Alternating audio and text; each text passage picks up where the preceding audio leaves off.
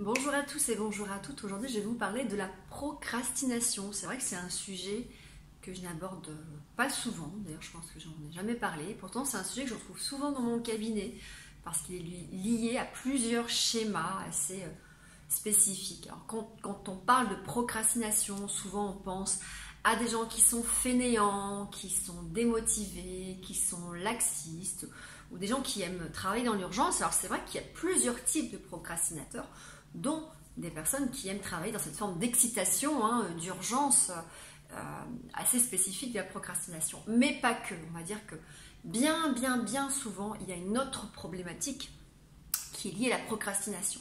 La procrastination fonctionne souvent avec le perfectionnisme. Donc on va retrouver le schéma idéo-exigeant, qui est le schéma perfectionnisme, mais aussi parfois le schéma échec, le schéma imperfection. Parce que bien souvent, si je procrastine, c'est-à-dire, alors je vous rappelle un peu la définition de la procrastination, c'est cette mauvaise habitude de reporter à plus tard et de reporter encore et encore, et parfois de ne pas faire la tâche. Mais pourquoi, à un moment donné, est-ce que l'on reporte la tâche ou on décide de ne pas la faire? Tout simplement parce qu'on ne veut pas exposer sa valeur personnelle, du moins plutôt on ne veut pas exposer ses compétences à un potentiel échec ou à un potentiel jugement des autres qui viendrait mettre en avant le fait que vous n'êtes pas à la hauteur, vous êtes mauvais, vous n'êtes pas crédible, vous n'allez pas y arriver.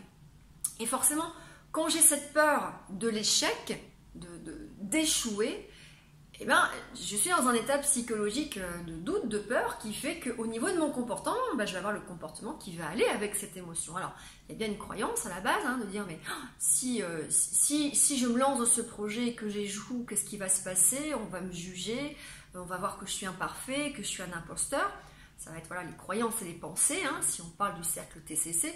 Forcément, en termes d'émotion, je vais ressentir un doute, de la peur, de l'anxiété. Et donc, en termes de comportement, je vais aller avec le comportement, on va aller avec l'émotion, à savoir, je vais aller à reculons ou je ne vais pas y aller du tout.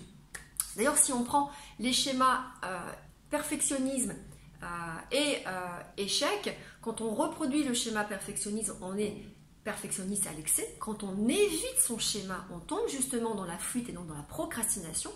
Quand on est dans la compensation de son schéma, on bâcle totalement sa tâche. Et c'est la même chose avec l'échec. Si je compense en fait mon schéma d'échec, je vais peut-être être là complètement perfectionniste et je vais faire en sorte de tout réussir, d'être parfait.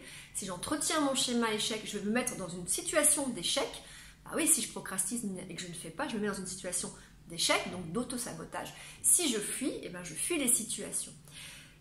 Alors forcément, tous ces comportements sont très inappropriés puisqu'ils viennent justement entretenir la croyance que je ne vais pas être à la hauteur, que je n'en suis pas capable, que je vais vivre un échec ou je vais vivre le jugement des autres. Et donc on entretient comme ça son cercle vicieux.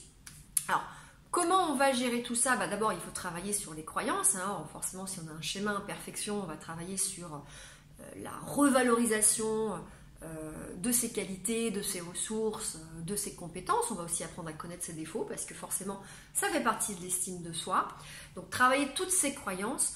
Au niveau émotionnel, on travaille aussi potentiellement sur la gestion de mon anxiété face à une situation qui se présente. Et en termes de comportement, et c'est surtout là-dessus qu'on va travailler, c'est s'exposer le plus possible à de nouvelles situations, des situations qui potentiellement pourraient nous mettre dans l'erreur ou dans l'échec. Alors bien évidemment on commence par des situations où il n'y a pas d'enjeu de conséquences qui sont impactantes, et puis on va surtout travailler sur la notion d'apprentissage, la notion d'erreur comme apprentissage, parce que bien souvent les personnes qui procrastinent, qui ont ces schémas de perfectionnisme et d'échec, se disent mais en fait si je fais des erreurs, si je choue, ça fait de moi une personne imparfaite, une personne incompétente, une personne qui n'a pas sa place.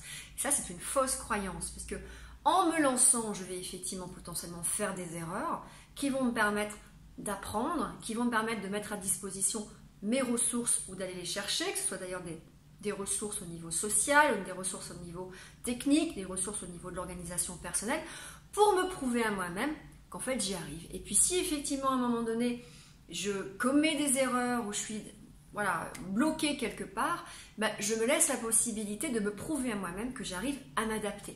Donc voilà, si vous êtes un procrastinateur, ben, il y a des solutions, mais peut-être que vous êtes aussi un perfectionniste et que vous avez peur d'exposer vos compétences, votre valeur personnelle, et forcément, quand on ne fait rien, eh ben, on ne risque pas d'être critiqué ou d'échouer. On dit bien, il n'y a que ceux qui ne font rien qui ne risquent pas d'échouer. Alors qu'effectivement, quand on se lance dans un projet nouveau, un projet de vie, c'est ce qui se passe, moi je vois beaucoup avec les reconversions professionnelles, moi qui accompagne au bilan de compétences à la reconversion professionnelle, il y a souvent cette croyance de je vais échouer, je ne vais pas y arriver, et puis forcément derrière on ne se lance pas dans le projet. Donc lancez-vous dans la nouveauté pour vous prouver à vous-même que vous en êtes capable. Voilà, j'espère que cette petite vidéo vous aura été utile. À très bientôt.